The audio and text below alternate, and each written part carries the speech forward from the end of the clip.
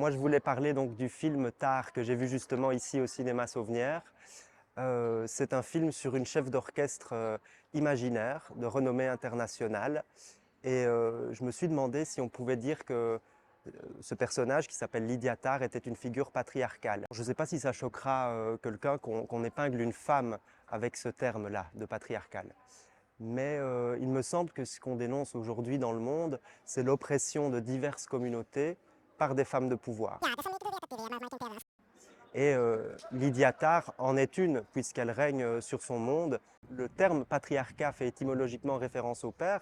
Ce sont souvent des hommes qui sont visés par ces dénonciations, qui sont d'ailleurs souvent légitimes. Justement, Lydia Tár se présente comme le père de sa fille dans une scène où elle intime avec une grande froideur à une condisciple de sa fille de cesser quelque chose de l'ordre d'un harcèlement débutant. Il y a une scène où Lydia Tár donne un cours à Juilliard et dans ce cours, il y a un étudiant qu'il faudrait peut-être appeler une étudiante qui porte du vernis noir aux ongles et qui semble assez agité, ce que l'on peut repérer au mouvement frénétique de sa jambe.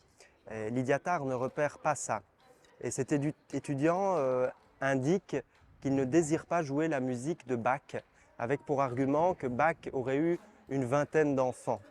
Alors, on voit que chez cet étudiante, la vie sexuelle qu'on peut imaginer soutenue du grand compositeur, ou peut-être l'idée que la femme de Bach a été réduite à un rôle de génitrice, fait obstacle, voire refus. Il ne s'y reconnaît pas. C'est toute la question communautaire, c'est-à-dire, comme on a vu, les rôles de personnages trans ne devraient être joués que par des personnes trans.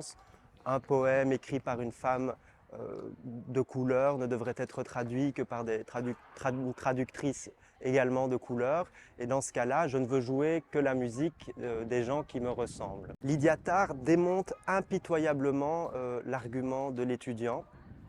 Et cet étudiant finit par quitter la salle manifestement troublé au moment où elle pointe quelque chose quant à son rapport au corps et au genre. Car en effet, cet étudiant parle d'une compositrice scandinave réputée très belle dont il accepterait de jouer la musique.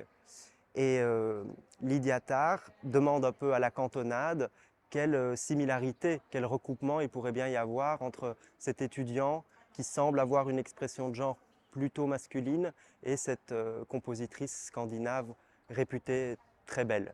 Alors évidemment, vu la conjoncture actuelle, c'est une réflexion douteuse, voire de mauvais goût, et en même temps, réfuter l'ensemble de l'œuvre de Bach avec l'argument de sa généalogie, c'est peut-être aussi trancher large. Plus tard dans le film, on voit qu'une vidéo a été tournée durant ce cours à Juilliard, une vidéo dans laquelle des fragments de la scène sont un peu collés, hors contexte, et les propos de Lydia Tár sont complètement déformés.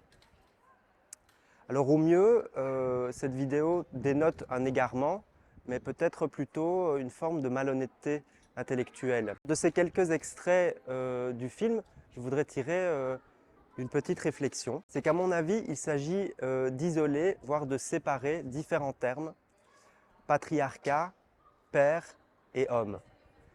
Alors attention, il y a évidemment toute une série d'hommes qui sont à l'occasion pères et qui agissent de manière patriarcale ou paternaliste et qui démontrent des comportements de domination envers des femmes ou envers des communautés minoritaires et en souffrance. Pour autant, je ne pense pas que l'on puisse amalgamer ces différents termes. Lacan ne disait-il pas qu'il y a des hommes qui sont aussi bien que les femmes?